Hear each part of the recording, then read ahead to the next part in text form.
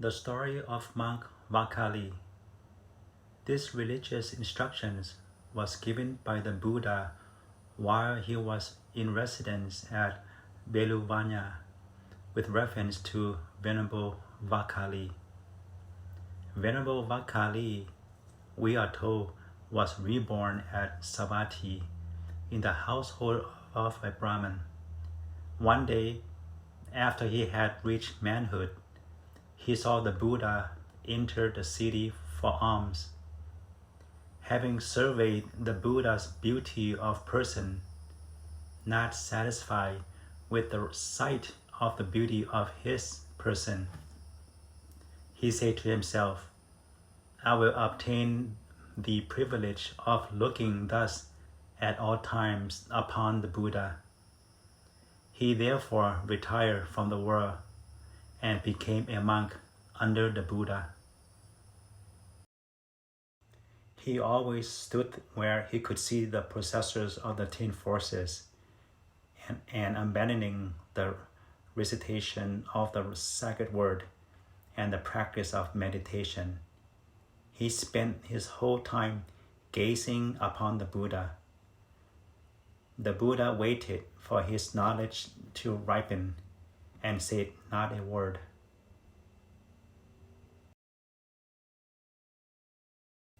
One day, the Buddha perceived within himself, now his knowledge has ripened. So he said to him, Vakkali, what shall it profit you to look upon this mass of corruption which is called my body? Whosoever, Vakkali, behold the Dhamma, he beholds me. Thus did the Buddha admonish Venerable Vakkali. But in spite of the Buddha's admonition, Vakkali could not let the Buddha get out of his sight or leave his presence. Finally, the Buddha thought, unless this monk receive a shock, he will never come to understand. Now the season of rains was at hand, and the Buddha desired to enter upon residence. So on the day appointed to enter upon residence, the Buddha went to Rajagaha, turning Vakkali away with the words, Go back, Vakkali. So with the space of 3 months, Vakkali was unable to be with the Buddha and kept saying to himself, the Buddha speak to me no more.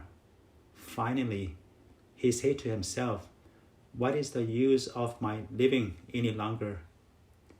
I will throw myself heading from the top of the mountain. And with this thought in mind, he climbed to the top of Mount Virtual Peak. The Buddha, perceiving that he was depressed and weary of the world, thought to himself, if this monk receive no comfort nor consolation from me, he will destroy his predisposition to the attainment of the path and the fruits. Accordingly, he sent forth a radiant image of himself and displayed himself before the gaze of the monk. The moment the monk saw the Buddha, the weight of the sorrow which oppressed him vanished. Then the Buddha, as though filling the dry bed of a lake with a torrent of the water, caused intense joy and satisfaction to spring up within the monk. Venerable Vakkali thought, I have seen the possessor of the 10 forces, and he speaks to me, saying, Come. Straightway, he experienced profound joy. How, pray, shall I go? Though he, and standing there on the summit of the mountain, though he saw no path,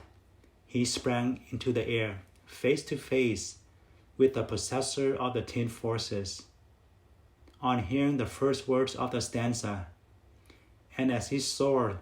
through the air, pondering the stanza given by the Buddha, เอวังเมตุตังเอกังกัมยังภะคะวาภารณติยังวิหารติอิติปัตตเนมิคัทธาเยตัตระโภภะคะวาปัญจวัคคีย์ภิกขุอามันเตสิทเวเมภิกขเวอันตาปัปปจิเตนะนะเตวิสัพพาโยจายังกาเมสุกามสุขังลิกาลุโยโคนิโนธัมโมโคตุจนิโกอนาริโยอนัตตสันติโตโยจายังอัตตกิลมัฏฐานุโยโคสุโคอนาริโยอนัตตสันติโตเอเตเตปิ He completely suppressed the emotion of joy and attained arahantship together with the supernatural powers. And praising the Buddha, he descended and stood in the presence of the Buddha. เอวังเมตุตังเอกังกัมยังภะคะวาภารณติยังวิหารติอิติปัตตเนมิคัทธาเยตัตระโภภะคะวาปัญจวัคคีย์ภิกขุอา